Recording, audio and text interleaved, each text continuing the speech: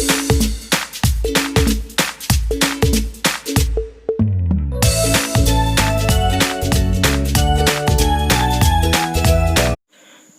Friends, welcome to exam express. आज हम एक सामान्य ज्ञान क्विज डिस्कस करने जा रहे हैं। Question number 1, which of the following quantities is a vector quantity. कौन सा वेक्टर क्वांटिटी है? तो वेक्टर क्वांटिटी क्या होता है? जिसमें मैग्नीट्यूड होता है और साथ में क्या होता है, डायरेक्शन, मतलब कि परिमाण होता है और क्या होता है, दिशा होता है। तो परिमाण और दिशा दोनों जिसमें हो वो है डिस्प्लेसमेंट। ठीक है, डिस्टेंस में भी नहीं होता है, चाल में भी नहीं होता है, घनत्व में तो होता ही नहीं है। तो इसका सही आंसर होगा displacement. Question number 2, distance in given direction. किसी दी गई दिशा में दूरी क्या कहलाती है? ये कहलाती है विस्थापन। किसी दी गई दिशा में दूरी क्या कहलाएगी? विस्थापन कहलाएगी। Question number 3, what is true about a vector quantity.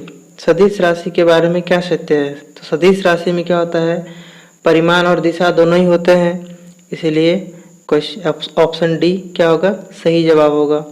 Question number 4, what is true about vector quantity. आपको दोनों क्वेश्चन सेम लग रहा होगा, क्वेश्चन नंबर 3 और 4, लेकिन इसमें ऑप्शन में डिफरेंट है। It obey algebraic addition. इसमें एल्जेब्रिक एडिशन क्या होता है, ओबे करता है, ये गलत है।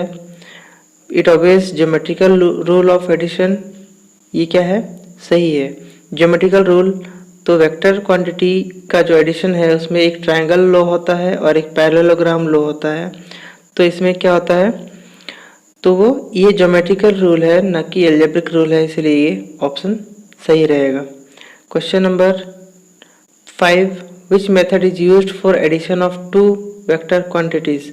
दो वेक्टर क्वांटिटी या दो सदिश राशियों को योगफल करने के लिए कौन सी विधि उपयोग की जाती है? तो इसमें जो ऑप्शन है उसमें ट्रायंगल लॉ और पैरेललोग्राम लॉ दोनों ही सही है, इसीलिए ऑप्शन जो है वो ऑप्शन बी, ऑप्शन डी जो है वो सही होगा। इसमें पहले लिखा हुआ था ऑल ऑफ दिस, मैंने उसको एडिट किया था। तो ऑप्शन ए एंड बी दोनों ही सही है, इसीलिए ऑप्शन डी सही आंसर होगा। Question number 6, when the displacement travelled by a body is equal to distance by it. तो कब एक वस्तु द्वारा तय की गई दूरी और विस्थापन दोनों क्या होती है, बराबर होती है।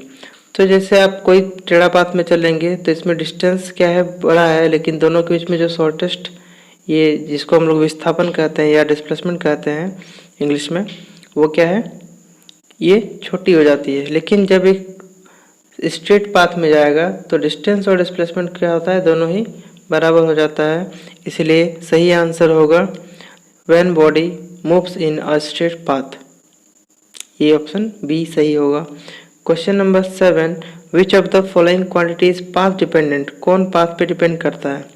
तो दो पॉइंट है, दोनों के बीच में जाना है, तो आप अगर अलग अलग रास्ते लेते हो तो दोनों सभी में क्या होगा, दूरी अलग अलग होगा, लेकिन विस्थापन क्या होगा, एक ही होगा। तो रास्ते पे कौन निर्भर किया, रास्ते पे निर्भर किया दूरी, लेकिन विस्थापन जो है वो किसी भी रास्ते पर निर्भर नहीं कर रहा है, वो सिर्फ स्थिति देखता है, आरंभिक स्थिति क्या है और अंतिम स्थिति क्या है, इसलिए इसका आंसर होगा जो पथ पर निर्भर करता है ये है डिस्टेंस यानी दूरी। Question number 8, when displacement covered by a body is zero. कब डिस्प्लेसमेंट जीरो हो जाता है? कब डिस्प्लेसमेंट जीरो हो जाता है? तो डिस्प्लेसमेंट जीरो जब बॉडी घूम करके अपना आरंभिक स्थिति में पहुंच जाता है, तब क्या होगा, डिस्प्लेसमेंट जीरो होगा, क्योंकि आरंभिक स्थिति और अंतिम स्थिति दोनों क्या होता है, एक ही होता है, दोनों के बीच में कोई भी डिस्टेंस नहीं हो पाता है या डिस्टेंस नहीं होता है, तो क्या है, वो ज़ीरो हो जाता है। तो इसमें क्या होगा आंसर, जब आरंभिक और अंतिम स्थिति एक ही हो, when initial position and final position are same. Question number 9, which of the following quantity can not be negative. कौन सा नेगेटिव नहीं हो सकता है? तो इसमें देखिए विस्थापन भी नेगेटिव हो सकता है, वेग भी नेगेटिव हो सकता है, त्वरण भी नेगेटिव हो सकता है, लेकिन दूरी कभी भी नेगेटिव नहीं होता है, वो हमेशा क्या होता है, पॉजिटिव होता है। ठीक है। Question number 10, what is the SI unit of displacement, displacement का एसआई मात्रक, एसआई यूनिट क्या है। ठीक है, तो डिस्प्लेसमेंट का जो एसआई मात्रक है वो है मीटर। ठीक है, ये सब भी एसआई मात्रक है। एंगस्ट्रॉम तो बहुत ही छोटे कण को मापने के लिए होता है, सेंटीमीटर भी छोटा यूनिट है, किलोमीटर बड़ा यूनिट है, लेकिन एसआई मात्रक क्या है, एसआई मात्रक है मीटर। ठीक है, यदि आप लोगों को इस क्विज में कोई परेशानी हुई तो मैं सजेस्ट करूँगा कि आप लोग एक वीडियो जो इसके टॉपिक पर एक्सप्लेनेटरी वीडियो बना हुआ है उसी के बारे में ये क्विज़ है, तो उसे आप लोग ज़रूर देखें। धन्यवाद।